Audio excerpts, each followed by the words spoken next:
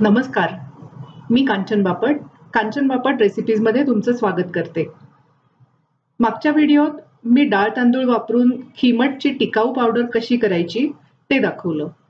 आज ती पावडर वापरून फ्रेश खिमट कसं बनवायचं ते दाखवते।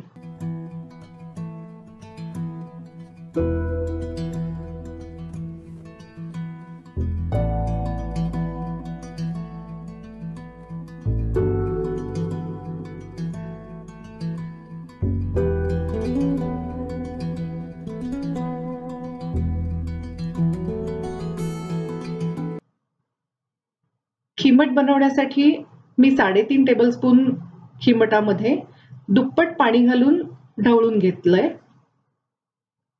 बारीक गॅसवर पॅन मध्ये हे मिश्रण घालून त्यात साधारण 1 वाटी पाणी घालून सतत ढवळत राहायचंय।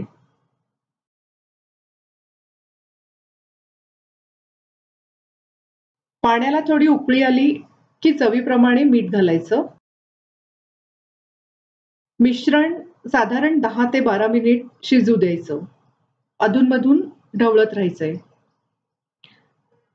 अगदी लहान बाळ असेल तर खिमट थोडं पातळ असायला हवं।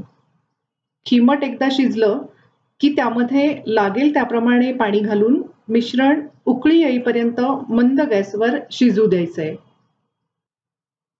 अगदी लहान बाळाला साधारण 1 टेबलस्पून खिमटापासून सुरू करून हळूहळू मोठी वाटीभर खिमट तुम्ही देऊ शकता। आता मी जे प्रमाण तुम्हाला दाखवलंय ते साधारण 8 ते 9 महिन्याच्या बाळासाठी पुरेसं आहे। बाळासाठीचं खिमट हे आता तयार आहे।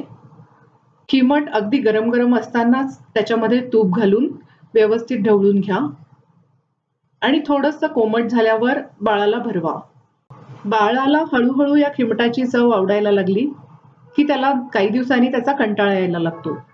अशा वेळेला रुचीपालट म्हणून कधी त्याच्यामध्ये अगदी छोटीशी लसणाची पाकळी घाला, कधी थोडी टोमॅटोची प्युरी घाला, कधी एखादं कढीपत्त्याचं पान घाला।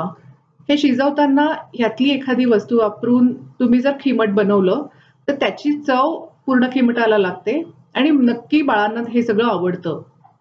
पण बाळाला खायला देताना अख्खं कढीपत्त्याचं पान, लसणाची पाकळी किंवा टोमॅटोची फोड या सगळ्या गोष्टी काढून टाकायला हव्यात।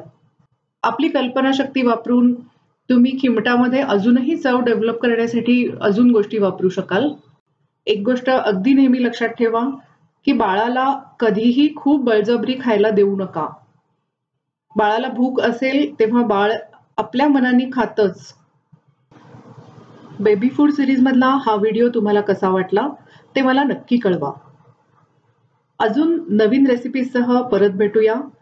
तोपर्यंत कांचन बापट रेसिपीजच्या व्हिडिओजला लाईक, कमेंट, सबस्क्राईब आणि शेअर करा।